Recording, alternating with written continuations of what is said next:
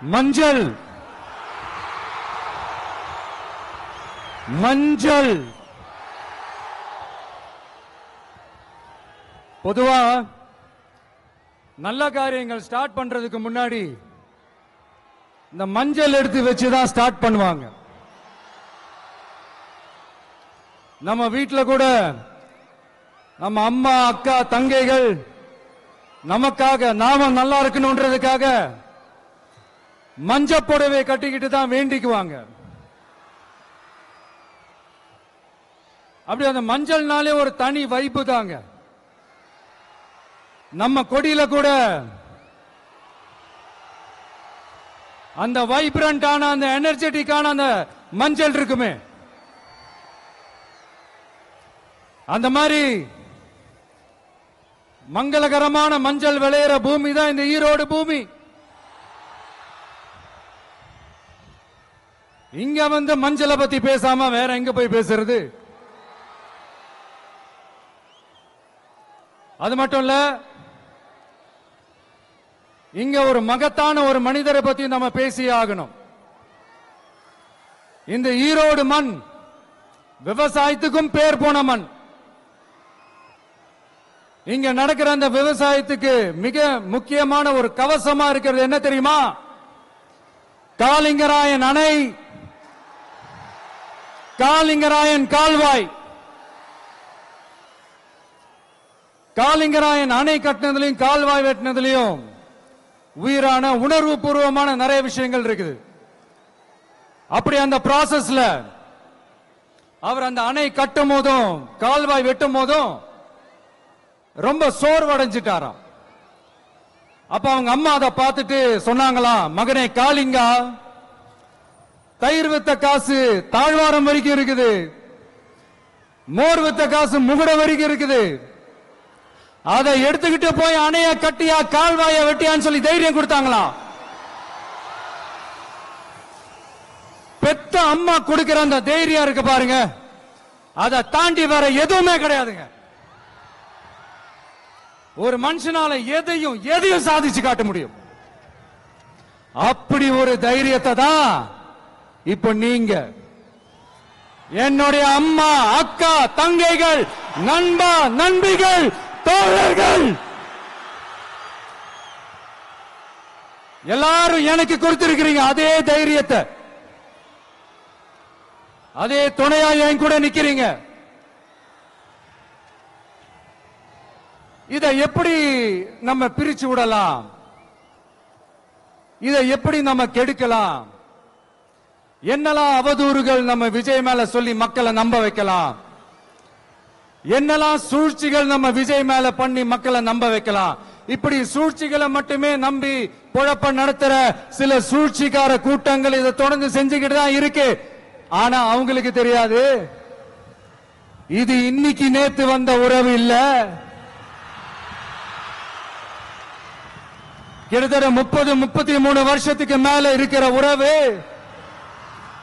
ஏன் நான் சினிமாவுக்கு வந்தப்போ எனக்கு வயசு 10, அப்பல இருந்தே இந்த உறவு ஸ்டார்ட் ஆகி போயிட்டு இருக்குன்னு அவங்களுக்கு தெரியாம போச்சு. அதனால என்ன பண்ணாலும், நீங்க என்ன ட்ரை பண்ணாலும், எல்லாத்தையும் விட்டுட்டு மக்களுக்காக வந்திருக்கிற இந்த விஜய மக்கள் ஒரு நாளும் கைவிட மாட்டாங்க. மக்கள் கூடவே நிக்கிறாங்க, கூடவே நிப்பாங்கன்னு அவங்களுக்கு தெரியாம போச்சு. என்னப்பா நிப்பீங்கல்ல? உங்களை நம்பிதாப்பா வந்திருக்கிறேன். அதான் இந்த சத்தம் தாங்க வாழ்நாள் பூரா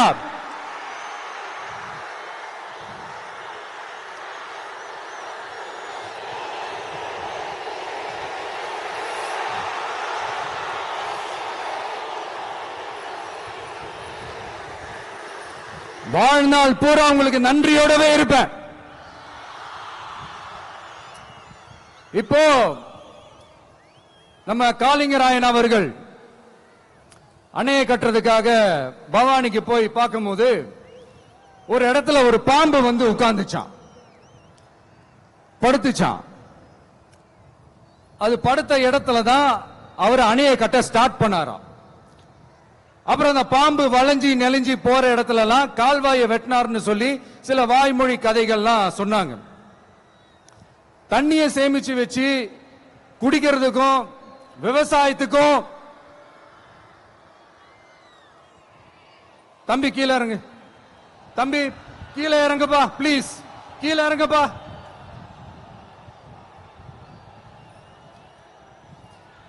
ஓகே, தேங்க்யூ தேங்க்யூ. கீழே இறங்குங்க,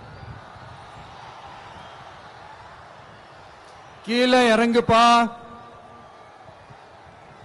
நீ இறங்கினாதான் முத்தம் கொடுப்பேன்.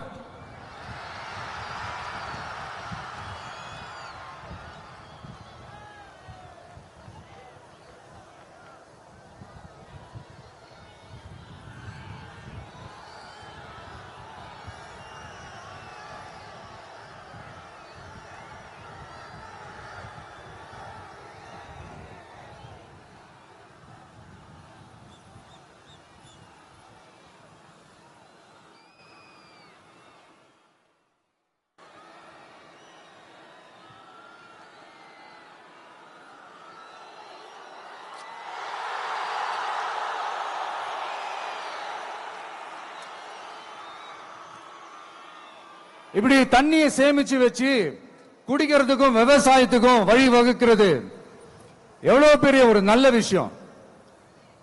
சோ இந்த மாதிரி நல்ல விஷயங்கள்லாம் செஞ்சிட்டு கதைகள் சொன்னா பரவாயில்ல, எதுவுமே செய்யாம கதைகளை மட்டும் அடிச்சு விடுறது எப்படி? அத்திக்கடவு அவிநாசி திட்டத்தை இன்னும் விரிவுபடுத்தினா அந்த 3 மாவட்டத்தில் இருக்கிற லட்சக்கணக்கான மக்களுக்கு எவ்வளவு பிரயோஜனமா இருக்கும். எத்தனையோ லட்சம் ஏக்கர் நிலங்கள்ல விவசாயம் நடத்தினா எவ்வளவு பிரயோஜனமா இருக்கும். ஏன் அதெல்லாம் பண்ண மாட்டேன்றீங்க? வள்ளுவர் கோட்டத்துக்கு காட்டுற அக்கறைய இங்க மக்கள் வாழ்வாதாரத்தில் கொஞ்சம் காட்டலாம்ல, ஏன் காட்ட மாட்டேன்றீங்க? இங்க என்ன கவர்மெண்ட் நடத்துறாங்களா இல்ல கண்காட்சி நடத்துறாங்களா?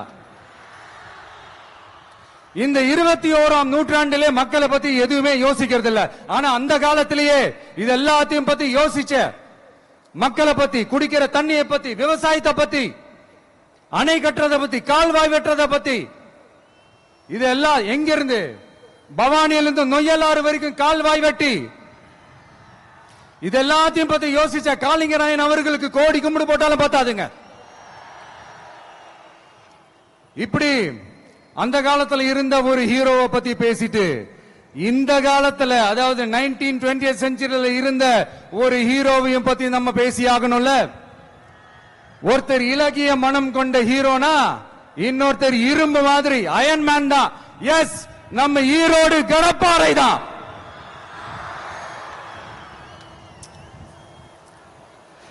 ஒட்டுமொத்த தமிழ்நாட்டையே திருப்பி போட்ட சீர்திருத்த நெம்புகோல் ஈரோடு மாவட்டத்தில் பிறந்த அவர்தான். இந்தியாவுக்கே இடஒதுக்கீடு சம்பந்தமான அரசியல் சட்டத்தை திருத்தறதுக்காக போராட்டம் நடத்தினவர் யாரு? நம்ம தந்தை பெரியாரு. 100 வருஷத்துக்கு முன்னாடியே வகுப்பு வாரி பிரதிநிதித்துவம் வேணும்னு கேட்டவர். அன்னைக்கும் சரி இன்னைக்கும் சரி ஒரு ஆச்சரியத்தோட பார்க்கக்கூடிய ஒரு மனிதர், நம்மளுடைய கொள்கை தலைவர். அப்ப அண்ணாவும் எம்ஜிஆரும் யாரு? பெரியார் அவர்கள் கிட்ட இருந்து எங்களுக்கு தேவையான கொள்கைகளை எடுத்துக்கிட்டோம். அவரை ஃபாலோ பண்ற, அவரை வழிகாட்டி ஏத்துக்கிட்ட அண்ணா அவர்கள் கிட்ட இருந்தோம், எம்ஜிஆர் அவர்கள் கிட்ட இருந்தோம் தேர்தல் அணுகுமுறையை எடுத்துக்கிட்டோம். அண்ணாவும் எம்ஜிஆரும் தமிழ்நாட்டோட சொத்து. அவங்கள பயன்படுத்துறத பத்தி யாரும் இங்க கம்ப்ளைண்ட் பண்ண முடியாது. அண்ணா எங்களோடது, எம்ஜிஆர் எங்களோடது, நீங்களா எடுத்துக்க கூடாது அப்படிலாம் யாரும் இங்க அழுதுட்டு இருக்க முடியாது, சொல்லிவிட்டேன். அதனால நாங்க ஒரு வழியில அரசியல் செஞ்சுக்கிட்டு போயிட்டு இருக்கிறோம். உங்களுக்கு தான் டிவிக்கு ஒரு பொருட்டே இல்லல, அப்புறம் ஏன் கதறீங்க? அப்புறம் ஆளாளுக்கு அங்க போயிட்டு இங்க போயிட்டு புலம்பி தள்ளிக்கிட்டு இருக்கிறீங்க. இது எப்படி இருக்கு தெரியுமா? எனக்கு பயம் இல்ல, எனக்கு பயம் இல்ல அப்படின்னு சத்தமா சவுண்ட் விட்டுக்கிட்டே சத்தமா பாட்டு பாடிக்கிட்டு இந்த நடுங்கிக்கிட்டே சின்ன பசங்க நடந்து போவாங்க. அந்த மாதிரி இருக்கு. முதல்ல மண்டையில இருக்கிற கொண்டே மறைங்க சார்.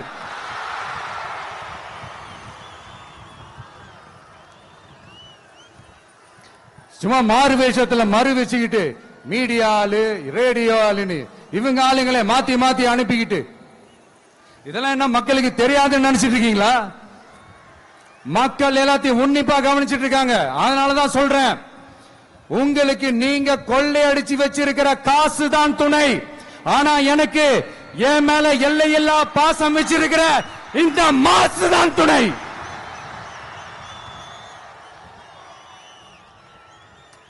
இப்படி நமக்கு துணையா இருக்கிற ஈரோடு மக்களுக்காக நான் இப்போ குரல் கொடுக்கலாம் வந்திருக்கிறேன். சரி, இப்ப விஷயத்துக்கு வருவோம். பெரியார் அவர்கள் கிட்ட இருந்த அந்த செல்வாக்கையும் அந்த பதவிகளையும் அந்த பவரையும் வச்சுக்கிட்டு அவர் என்ன சொன்னார் தெரியுமா? இவ்வளவு செல்வாக்கு, இவ்வளவு பதவிகள், இவ்வளவு பவர் இருந்தோம் நான் ஒரு 5 பைசா காசு சம்பாதிச்சிருப்பேனா? எனக்கோ இல்ல என் குடும்பத்துக்கோ பட்டங்கள் வேணும், பதவி வேணும்னு ஏதாவது கேட்டிருப்பேனா? இல்ல ஏதாவது லாபம் பார்த்திருப்பேனா? இல்ல எதுக்காவது ஆசைப்பட்டிருப்பேனா? ஆனா அவர் பேரை சொல்லிக்கிட்டு அவருடைய கொள்கையை ஃபாலோ பண்றதா சொல்லிக்கிட்டு இப்ப ஆட்சியில இருக்கிறவங்க என்னெல்லாம் செய்யறாங்கன்னு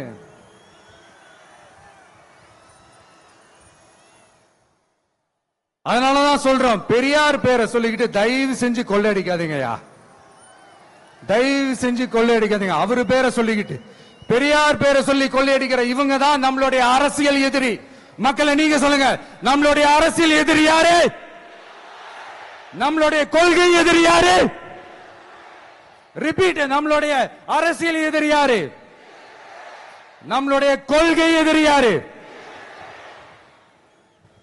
உங்களுக்கு புரியுது இல்ல? எனக்கு அது போதும்யா, எனக்கு வேற எதுவுமே தேவையில்லை.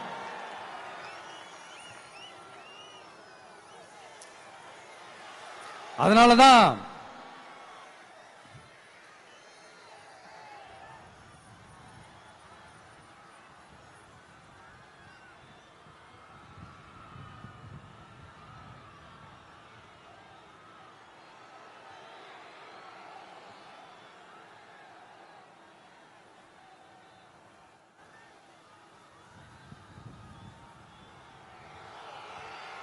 உங்களுக்கு நம்மளை பத்தி நம்ம அரசியலோட நீங்க எல்லாரும் என்னோட அரசியலோட கனெக்டடா இருக்கீங்கன்றது ரொம்ப தெளிவா தெரியுது. அதனால எனக்கு அது போதும். அதனாலதான் எதிரிகள் யாருன்னு சொல்லிட்டு களத்துக்கு வந்திருக்கிறோம். அதனால அவங்கள மட்டும் தான் எதிர்ப்போம். அதுவும் அந்த எதிரிகள் யாரு இப்போ இங்க 2026 சட்டமன்ற தேர்தலில் களத்தில் இருக்கிறாங்களோ அவங்கள மட்டும் தான் எதிர்ப்போம். சும்மா களத்திலே இல்லாதவங்களையும், களத்துக்கும் அவங்களுக்கும் சம்பந்தமே இல்லாதவங்களையும் எதிர்க்கிற ஐடியாலாம் இல்ல பாஸ். நீங்க கேட்கிறீங்கன்றதுக்காக எதிர்த்துட்டு இருக்க முடியாது பாஸ். எங்களுக்கு நிறைய வேலை இருக்குது.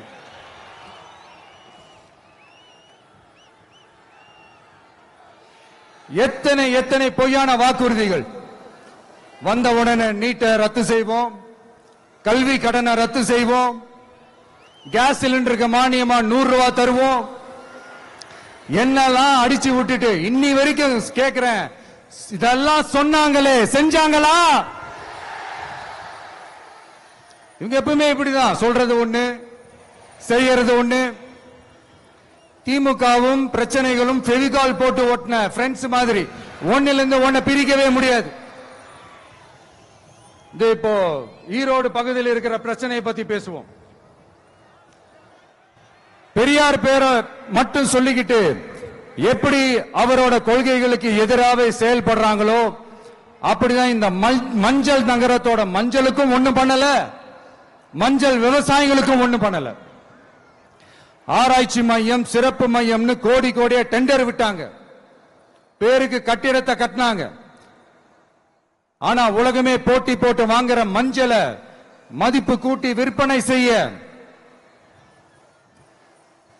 அதாவது அதோட வேல்யூ இன்க்ரீஸ் பண்ணி நம்ம விவசாயிகளுக்கும் இந்த மாவட்ட மக்களுக்கும் நன்மை செய்ய இதுவரைக்கும் என்ன செஞ்சிருக்காங்கன்னு யோசிச்சு பார்த்தா ஒரு பெரிய ஜீரோ தான். கரும்பு நெல்லுக்கு அரசாங்கம் விலை பிக்ஸ் பண்றாங்க, அதையும் ஒழுங்கா பண்றதில்ல. ஒவ்வொரு முறையும் பிரச்சனை. அங்க நெல் கொள்முதல் செய்யறதுல ஊழல். சரி, நாம கஷ்டப்பட்டு விளைய வச்சது வீணா போக கூடாதுன்னு நினைச்சு நம்ம விவசாயிகள் கேட்கிற லஞ்சத்தை கொடுத்தாலும் அதுக்கப்புறம் கூட அந்த கொள்முதல் ஒழுங்கா நடக்கிறது இல்ல. அதையும் தாண்டி ஏதோ ஒரு விலை விவசாயிகளுக்கு கிடைக்குது. அப்படிலாம் இல்லாம ஒழுங்கா நேர்மையா நம்ம மஞ்சளுக்கும் நியாயமான விலை பிக்ஸ் பண்ணி தரமான விதைகளை கொடுத்தா என்ன குறைஞ்சா போயிடுவாங்க? இதெல்லாம் யோசிக்கிறதுக்கு அவங்களுக்கு நேரமே இல்ல. 24x7 அவங்களுடைய யோசனை என்ன தெரியுமா? இந்த விஜயை எப்படி முடக்கலாம், தமிழக வெற்றி கழகத்தை எப்படியெல்லாம் முடக்கலாம், அப்படிதான் அவங்களுடைய சிந்தனையே. 24x7. எத்தனையோ வருஷத்துக்கு முன்னாடி நம்ம காளிங்கராயர் நதிகளின் இணைப்புக்கு முன்னோடியா இருந்தார். பவானி ஆத்துல வர அதிகமான தண்ணி அணை கட்டி தேக்கி தண்ணீர் வறட்சியான பகுதிகளுக்கு அனுப்பினாரு. ஆனா இன்னைக்கு இவ்வளவு நவீன வசதிகள் இருந்தோம், இவ்வளவு சயின்ஸ் வளர்ச்சிகள் இருந்தோம், இவ்வளவு டெக்னாலஜி வளர்ச்சிகள் இருந்தோம், அவங்க வாக்குறுதியில் ஒண்ணு கொடுத்தாங்கல்ல, பவானி நொய்யலாறு அமராவதி 6 இணைப்பு திட்டத்துக்கு ஒரு துரும்ப கூட கிள்ளி போடல. வாக்குறுதி நம்பர் 103 சொன்னாங்களே, செஞ்சாங்களா? சரி, இதாவது ஒரு பெரிய ப்ராஜெக்ட் வைங்க. ஆறுகளை சுத்தப்படுத்த பல்லாயிரம் கோடி நிதி ஒதுக்குவோம், தமிழ்நாட்டில் உள்ள ஆறுகளை சுத்தப்படுத்துவோம்னு சொன்னாங்களே, செஞ்சாங்களா? ஆனா ஆத்து மணல கொள்ளையடிக்கிறதுல மட்டும் வேலைய கரெக்டா செய்வாங்க. இத நான் ஏன் திரும்ப திரும்ப சொல்றேன்னா, மக்களே நீங்க புரிஞ்சுக்கணும். கொஞ்சம் மசந்தா மத்த மாவட்டங்கள்ல மணல் காணாம போன மாதிரி, மலைகள் காணாம போன மாதிரி, நம்ம மாவட்டத்தில் தனி வளத்தை கொடுத்த செம்மண்ணும் காணாம போறதுக்கு வாய்ப்பு இருக்கு மக்களே. நம்ம மண்ணுக்கும் நம்ம ஆத்துக்கும் நம்ம விவசாயிக்கும் தான் இந்த மோசமான நிலைமை. அதனால ஏதாவது தொழில் செஞ்சு பிழைக்கலாம்னு பார்த்தா அதுக்கும் எங்க விடுறாங்க? தொழில்னு பார்த்தா 30% நெசவாளர்களுக்கு கூலி பாக்கி. அரசாங்கம் நம்ம நெசவாளர்கள் கிட்ட இருந்து கொள்முதல் செய்த வேட்டி சேலைக்கான கூலியை கூட போராடித்தான் வாங்க வேண்டியதா இருக்குது. அது சலுகையோ உதவியோ நலத்திட்டமோ கிடைக்காது. நம்ம உழைப்புக்கான ஊதியம், நம்மளோட உரிமை, அதுக்கே போராட வேண்டிய நிலையில தான் இந்த அரசாங்கம் நம்மள வச்சிருக்கு. நல்லா பாத்துக்கங்க மக்களே, உரிமைக்கு குரல் கொடுத்தவங்க தான் இவங்க. சிறு குறு தொழில்கள் பீக் ஹவர்ஸ் சார்ஜ்னு கரண்ட்டுக்கு அநியாய விலை வச்சு அதையும் செய்ய விடாம நம்மள முடக்கிறாங்க. அந்த பீக் ஹவர்ஸ் சார்ஜ் கொள்ளையால எத்தனை வருஷமா எவ்வளவு பேர் பாதிக்கப்படுறோம், எவ்வளவு தொழில்கள் பாதிக்கப்படுது. நாமளும் கத்துறோம், போராடுறோம், கோரிக்கை வைக்கிறோம். எதையாவது இவங்க கண்டுக்கிறாங்களா? கொஞ்சம் யோசிங்க. ஏன் கண்டுக்க மாட்டேன்றாங்கன்னு கொஞ்சம் யோசிங்க. அப்பதாங்க பிரைவேட்ல அதிக விலைக்கு கரண்ட் வாங்க முடியும், அதுக்கு டெண்டர் விட முடியும். அப்படி டெண்டர் விட்ட மேட்டர்ல எல்லாம் என்ன நடக்கும்னு உங்களுக்கும் தெரியும், எனக்கும் தெரியும், நம்ம எல்லாருக்குமே தெரியும். இந்த மாதிரி ஈரோடுல மட்டும் இல்ல, எந்த மாவட்டத்துக்கு போனாலும் பிரச்சனைகள் மேல பிரச்சனைகள் தான். அதையெல்லாம் தீக்கிறதுக்கு ஒரு சொல்யூஷன் கூட சொல்லாம இதுல வேற பெருமையா மாடல் அரசுங்கிறது இல்ல. நான் கேட்கிறேன், கூச்சமா இல்ல?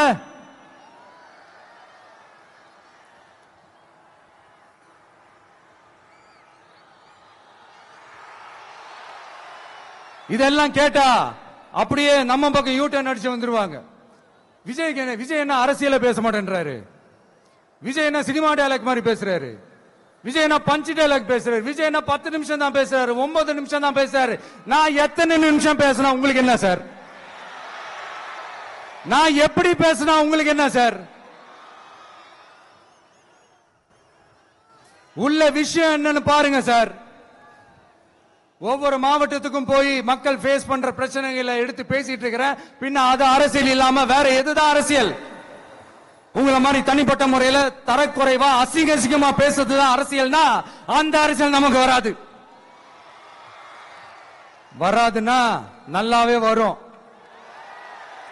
உங்களை விட எனக்கு அது நல்லாவே வரும். வேணான்னு விட்டு வச்சிருக்கிறோம். அப்புறம் உங்களுக்கு நமக்கு என்ன வித்தியாசம்?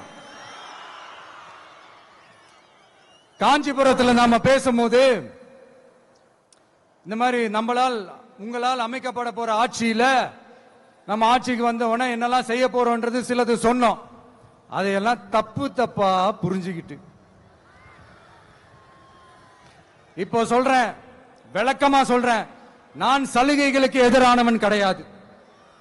மக்களுக்கான சலுகைகளை இலவசம்னு சொல்லி அசிங்கப்படுத்துறதுல எனக்கு உடன்பாடு கிடையாது. மக்கள் காசுல மக்களுக்கு செய்யறதை எப்படி இலவசம்னு சொல்லுவீங்க? அப்படியே செஞ்சிட்டாலும் ஓசில போறேன்னு சொல்லி அசிங்கப்படுத்துறீங்க. என்ன கேட்கறதுக்கு ஆள் இல்லைன்னு நினைச்சீங்களா? மக்களுக்கு ஒண்ணுன்னா இந்த விஜய் வந்து நிப்பா, இந்த விஜய் வந்து கேள்வி கேட்பா. இந்த விஜய் எப்பவுமே மக்கள் பக்கம் தான். அதே மாதிரி மக்களும் என் பக்கம் தான். என் மக்கள் மானத்தோட மரியாதையோட கௌரவத்தோட வாழணும். என் மக்கள் யாருக்கும் கீழே கிடையாது. அப்படி அவங்க கௌரவத்தோட வாழணும்னா அவங்களுக்கான வாழ்க்கை தரம் உயரணும். வாழ்க்கை தரம் உயரணும்னா அவங்களோட வாழ்வாதாரம் உயரணும். வாழ்வாதாரம் உயர்ந்தாதான் பொருளாதாரம் உயரும். பொருளாதாரம் உயர்ந்தாதான் வசதி வாய்ப்புகள் உயரும். இதெல்லாம் உயர்ந்தாலே ஆட்டோமேட்டிக்கா அவங்களோட வாழ்க்கை தரம், அவங்களுக்கான மரியாதை, அவங்களுக்கான கௌரவம் எல்லாமே உயரும். இதுக்கான வழிகள், அந்த சூழல்களை அந்த கவர்மெண்ட் அமைச்சு கொடுக்கணும். இதுக்கான அந்த திட்டங்களை செயல்படுத்தணும். இதெல்லாம் செஞ்சாதான் அந்த அரசாங்கம் ஒரு நல்ல அரசாங்கம். இதைத்தான் சொன்னோம்.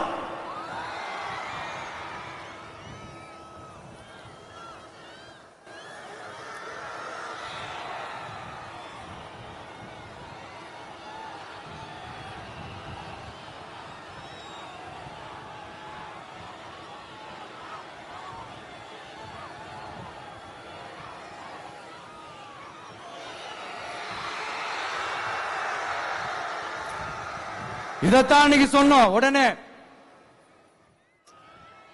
சொன்னா மட்டும் போதுமா? எப்படி செயல்படுத்துவீங்க? நாங்க என்ன வாயிலேயே வடை சுடுறதுக்கு டிஎம்கேவா? டிவிகேடா?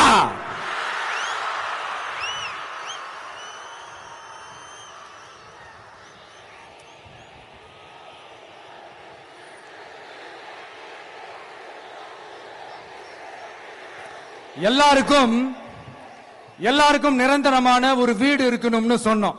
உடனே எங்க ஆட்சியிலே நாங்க எல்லாரும் வீடு கட்டி கொடுத்துட்டோமே அப்படிங்கிறது இல்ல. நான் கேட்கிறேன், இங்க உங்களை தான் கேட்கிறேன், இங்க வாடகைக்கு இருக்கிறவங்களே இங்க யாரும் இல்லையா?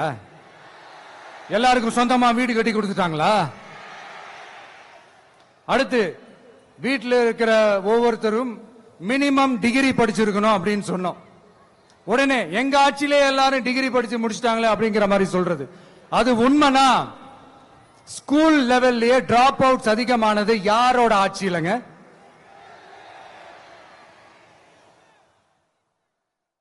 பசங்க பிள்ளைங்க யாரும் ஸ்கூல்ல சேரலன்னு சொல்லிட்டு எனக்கு தெரிஞ்சு 207 கவர்மெண்ட் ஸ்கூல்ஸ் மூடினது யாரோட ஆட்சியிலங்க? இதுல கல்வியில் சிறந்த தமிழ்நாடுன்னு டிராமா வேற. அடுத்து குடும்பத்தில் ஒருத்தருக்கு நிரந்தரமான வருமானம் வரணும், வேலை வாய்ப்பு கிடைக்கணும் அப்படின்னா நாங்க கொடுக்காத வருமானமா, நாங்க கொடுக்காத வேலையா அப்படிங்கிறது. எத்தனையோ லட்சம் காலி பணியிடங்கள் நிரப்புவோம்னு வாக்குறுதி கொடுத்துட்டு ஆட்சிக்கு வந்தீங்கல்ல, எத்தனை லட்சம் காலி பணியிடங்களை நிரப்புனீங்க? அட்லீஸ்ட் 1 லட்சம் காலி பணியிடங்களாவது நிரப்புனீங்களா? இதெல்லாம் சொல்லிட்டு மக்களை ஏமாத்துறது யாரோட ஆட்சியிலங்க? அடுத்து ரொம்ப முக்கியமா பெண்களுக்கு பாதுகாப்பு இல்ல, சட்டம் ஒழுங்கு சரியா இல்லைன்னு சொன்னா தமிழ்நாட்டில் பெண்கள் பாதுகாப்பு தான் அதிகமா இருக்குதான். நீங்க சொல்லுங்க மக்களே, பெண்கள் பாதுகாப்பு இருக்கு, சட்டம் ஒழுங்கு சரியா இருக்கு? அவங்க சொல்றது உண்மையா? அவங்க சொல்றதை நீங்க ஏத்துக்கிறீங்களா? சத்தமா கேக்குதா சார்? இதுதான் ரியாலிட்டி, இதுதான் நிஜம். நம்மளுடைய ஆட்சியில சட்டம் ஒழுங்குல சமரசமே இருக்காது. அதனாலதான் இவ்வளவு ஸ்ட்ராங்கா சொல்றோம், தைரியமா இருங்க மக்களே. இந்த மாதிரி விஷயங்கள்லாம் நம்ம மக்கள் கிட்ட எடுத்து சொன்னா உடனே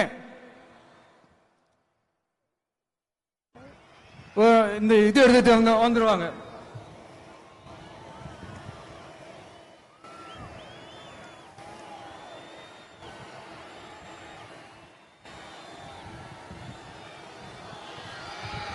இந்த மாதிரி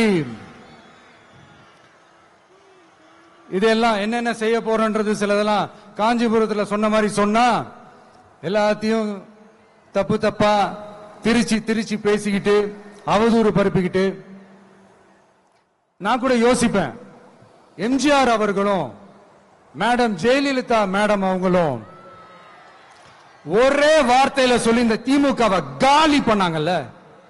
நான் கூட யோசிப்பேன், ஏன் இவ்வளவு ஹார்ஷா பேசுறாங்க, ஏன் இவ்வளவு ஹார்ஷா அவங்கள திட்டுறாங்கன்னு யோசிச்சது உண்டு. இப்பதானே புரியுது. அவங்க ரெண்டு பேரும் சொன்னதை இப்ப நானும் ரிப்பீட் பண்றேன். திமுக ஒரு தீய சக்தி,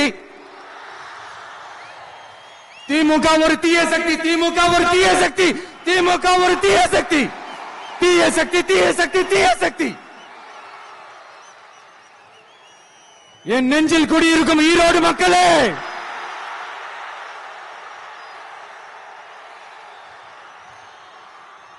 டிவிகே ஒரு தூய சக்தி. எப்படி?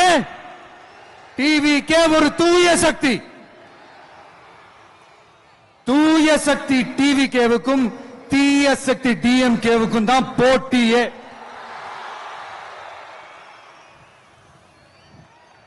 என்ன முடக்கலாம்னு நினைக்கிறீங்க, ஆனா இந்த சத்தத்தை ஒரு நாள் உங்களால முடக்க முடியாது.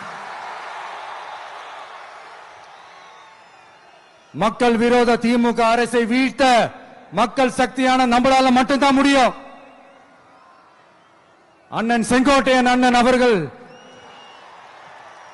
நம்ம கூட வந்து சேர்ந்தது நமக்கு ஒரு மிகப்பெரிய ஒரு பலம். அந்த மாதிரி செங்கோட்டையன் அண்ணன் அவர்கள் மாதிரி இன்னும் நிறைய பேர் வந்து சேர இருக்கிறாங்க. அவங்க எல்லாருக்குமே அந்த உரிய அங்கீகாரத்தை கொடுப்போம். அது மட்டும் இல்ல, அப்புறம் இன்னொரு விஷயம் சொல்ல மறந்துட்டேன். இப்ப ரீசெண்டா ஒரு இடத்துல நம்ம சிஎம் சார் அவர்கள் பேசும்போது சொன்னாங்க, என் கேரக்டரையே புரிஞ்சுக்க மாட்டேங்கிறேன். இது சினிமா டயலாக் இல்லையா? நான் ஏதாவது பேசினா சினிமா டயலாகா, சார் பேசினா அது சினிமா டயலாக் இல்லையா? சிலப்பதிகாரத்திலிருந்து எடுத்ததா அந்த லைன். என் கேரக்டரையே புரிஞ்சுக்க மாட்டேன்றது. உங்களை எப்படிதான் சார் புரிஞ்சுக்கிறது? எந்தெந்த விஷயத்துலாம் சார் உங்க கேரக்டர் நாங்க புரிஞ்சுக்கிறது? அதையும் நீங்களே சொல்லிட்டீங்கன்னா கொஞ்சம் நல்லா இருக்கும் சார். சட்டம் ஒழுங்குல நாடே சந்தி சிரிக்குது அதுலயா? பெண்கள் பாதுகாப்புல நாடே சந்தி சிரிக்குது அதுலயா?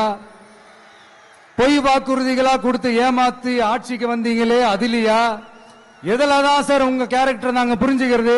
ஆனா ஒண்ணு, தமிழ்நாட்டில் ஆட்சி செய்யற நீங்களும் சரி, ஒன்றியத்தில் ஆட்சி செய்யறவங்களும் சரி, நீங்க ரெண்டு பேரும் முதல்ல என்னோட கேரக்டரை புரிஞ்சுக்கணும் சார்.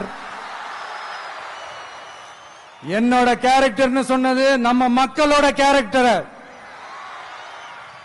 2026 சட்டமன்ற தேர்தலோட அந்த கேரக்டரே கொஞ்சம் வேற மாதிரி சார்.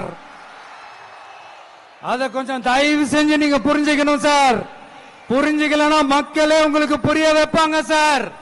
கான்பிடென்டா இருங்க சார், நல்லதே நடக்கும் சார், வெற்றி நிச்சயம் சார். மீண்டும் சந்திக்கும் வரை நன்றி, வணக்கங்க சார். நண்பா, நண்பிகள், இங்க எல்லாம் பார்த்தோம், எல்லாம் நல்லபடியா நடந்தது. சேஃபா வந்துட்டு சேஃபா வீட்டுக்கு போயிடுங்க. எனக்கு எல்லாத்தையும் விட நீங்க தான் எனக்கு முக்கியம். தயவு செஞ்சு சேஃப்டியா போயிட்டு வாங்க. ஒரு ஈரோடு செல்ஃபி ஒண்ணு எடுப்போமா?